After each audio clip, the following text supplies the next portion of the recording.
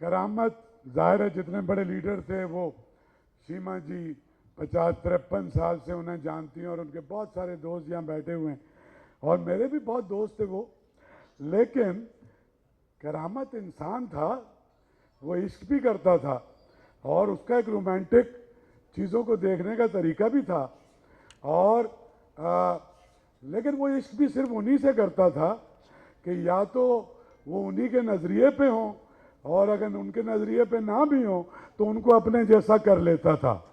और वो सब कुछ और भी गालिब के कई मिसरों पे पूरा उतरता था, रहने दो अभी सागरो बादाम मेरे आगे, इसीलिए जल्दी चला भी गया। So he was a great human being और मेरी बहुत दोस्ती थी उनसे। और बिल्कुल सही कहा इन्होंने कि वो जिससे जो चाहे करा सकता था और मेरी बहुत दोस्ती थी। और मज़हर अब्बास और हम चूँकि यूनिवर्सिटी से साथ पढ़ते हैं और मज़हर अब्बास की तो खैर रिश्तेदारी भी है उनसे, तो मेरे पास यूं ही आ जाते थे और कभी कभी 6, 8, 10 मज़दूर जो मुख्तलिफ वर्कर यूनियन के होते थे उन्हें लेके आते थे। तो मैं कई दफ़ा मैं नाराज़ हुआ करामत भाई पे और मैंने कहा यार करामत साहब मैं एक मिनट अपना प्लान करता हूँ और मेरी मीटिंग्स होती हैं जाफ़र साहब। तो कहते थे अच्छा कोई बात नहीं, सॉरी भी करते थे और फिर वहीं से शुरू कर लेते थे जो उनका मकसद था।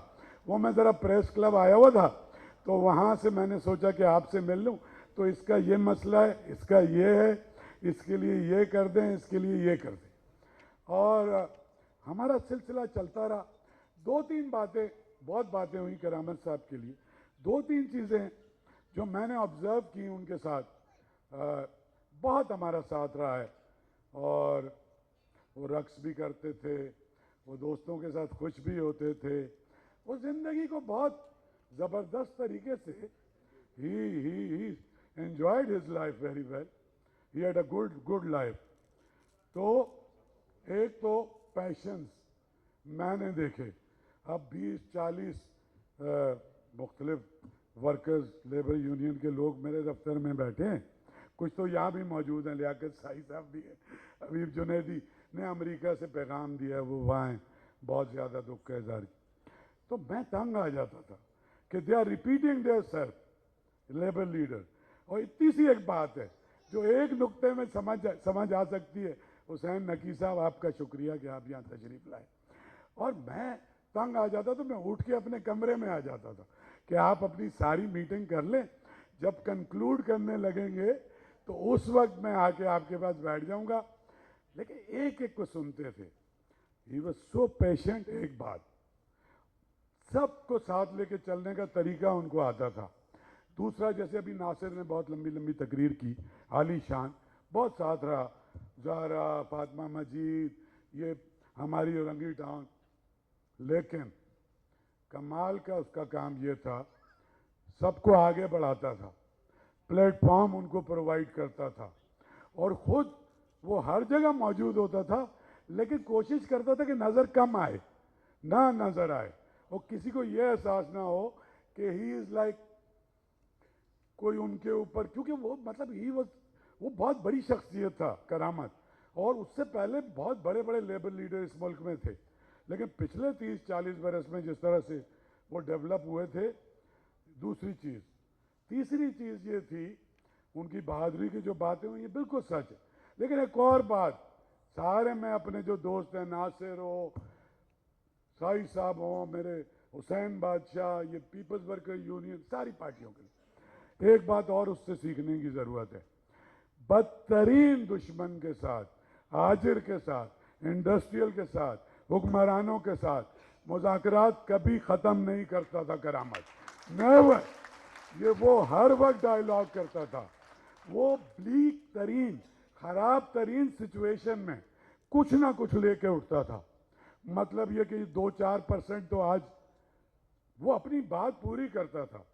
ऐसा नहीं है कि वो पीछे हटता था, बट उसको पता था कि कहाँ उसको टैक्टिकल तरीके से अप्रोच करने की ज़रूरत है, कहाँ उसको यानी हेड ऑन होने सबसे, यानी जितनों की आप बात कर रहे हैं, मतलब जितनी बदी की क़ुव्वतें जिनको आप सब समझते हैं और सही समझते हैं, उनसे भी करामत के मुज़ाकरात जारी रहते थे। ऐसा नहीं है कि करामत के मुज़ाकरात जारी नहीं होते थे। तो सर ये एक इंक्लूसिवनेस उसकी, एक उसके पेशेंस, और तीसरी बात यह है कि जो उसने जाहिर है कि उन्हीं सारे लोगों से सीखा वो ख़त्म हो गया ना। वो सारा कल्चर गौस भाई बिजंजो से लेके और जितने बड़े लोग थे, नवाबजादा नसरुल्लाह खां, जिस तरफ के भी थे, राइट के लेफ्ट के, वो बिलीव करते थे शाह मोहम्मद शाह कि यार हम टेबल पे बैठेंगे, चाहे प्रोफेसर कपूर के साथ बैठा हुआ, जुल्फ़िकार अली भुट्टो, मौलाना मौदूदी से मिलने जा रहे, कुछ भी है, अपने अपने नजरिए सब करके, लेकिन हम बात करके कुछ चीज़ें निकालेंगे। तो मैं समझता हूँ कि जहाँ करामत का इतना इन्फ्लुएंस है, जहाँ करामत से बाकी चीज़ें सीखनी हैं, ये दो तीन चीज़ें ऐसी इंपॉर्टेंट हैं। बाकी मैं एग्री करता हूँ, जो बातें सब ने उनके बारे में की हैं, डॉक्टर कैसर ने, जाफर साहब, बहुत रहे। दूसरी बात, आर्ट और कल्चर का कोई तस्करा नहीं हुआ करामत का। मैंने कहा वो एक बहुत ही रोमांटिक आदमी था। वो सादिकैन के साथ एक ज़माना रहता रहा, सादिकैन के घर जाके रहा। वो सुल्तान भाई नहीं आए क्या आज इधर? सुल्तान सादिकैन के भतीजे, हाँ, उनकी बड़ी दोस्ती थी। और वो मतलब शायरी पढ़ता था, वो रक्स करता था वो। और सादिकैन जिस ज़माने में वो उनके साथ रहता था, वो उनकी कैलीग्राफी से पहले का ज़माना था। और वो कुछ और चीज़ें बनाया करते थे जिसके बारे में उनके सारे दोस्त जानते हैं। और उनका ग्लास बनाने से लेके उनका कलम उठाना, बाज़ औक़ात कोई रंग भी भर देना, तो उसकी पर्सनैलिटी देखिए। ये जो एक रोमांटिक, मतलब ये क्या है, इनकलाब क्या है? चाहे फैज़ है, करामत है, पाब्लो नरोदा है, नाज़िम हिकमत है क्या? इस दुनिया को बेहतर देखने के ख्वाब, ये सब के सब लोगों के लिए एक बेहतर ज़िंदगी का ख्वाब ना, ख़राब ज़िंदगी का ख्वाब तो नहीं। तो जाहिर है कि उसका अपना एक रोमांटिक पहलू है, लेकिन वो रोमांटिक पहलू किसी भी सूरत में उसके आदर्श पे, उसके नज़रियात पे, और वो जो एक मकसद था उसकी ज़िंदगी का, उस पर कभी हावी नहीं आया। लेकिन उस बीच में उसने वो सारे लम्हे चुराए, वो सारे लम्हे चुराए कि जो वो एक, यानी वो मतलब basically revolution is the pursuance of happiness, but happiness not only for you but for everybody. तो उसका भी यही था कि वो सबके लिए एक, जैसे एक बहुत खूबसूरत ज़बरदस्त समाज देखना चाहता था।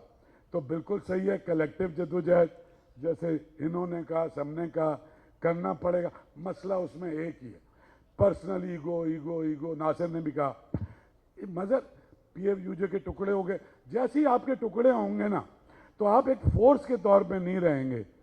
तो बहुत अक्लमंदी से करामत ने आर्ट्स काउंसिल को, आपको पता है आप भी आते हैं आर्ट्स काउंसिल, और अय्यर रहमान साहब भी आते थे, आसमा भी आती थी, सारे रोशन ख्याल लोग भी आते थे। यहाँ वो सारे लोग आना शुरू हुए, जो एक वॉइस ऑफ डिसेंट जिसे हम कहते हैं समाज की। तो उसकी इम्पॉर्टेंस का एहसास, अभी जैसे किसी ने खड़े होकर, दारेजो साहब ने कहा कि यहाँ 100 प्रोग्राम करामत साहब ने किए होंगे, उसको अंदाज़ा था कि we should reclaim the public spaces for the people. तो वो उसमें भी मेरे साथ वो बहुत ज़्यादा जुड़े कि हमें एक प्लेटफॉर्म्स मुख्तलिफ जगहों पे, मुख्तलिफ जगह, मुख्तलिफ स्पेसेस उनको प्रोवाइड की जाए। सो हम अपने एक ऐसे साथी को सेलिब्रेट करने के लिए सब जमा हुए हैं। और एक शेर है अहमद मुश्ताक का कि यार सब जमा हुए रात की तारीकी में, कोई रो कर तो कोई बाल बना कर आए। शुक्रिया।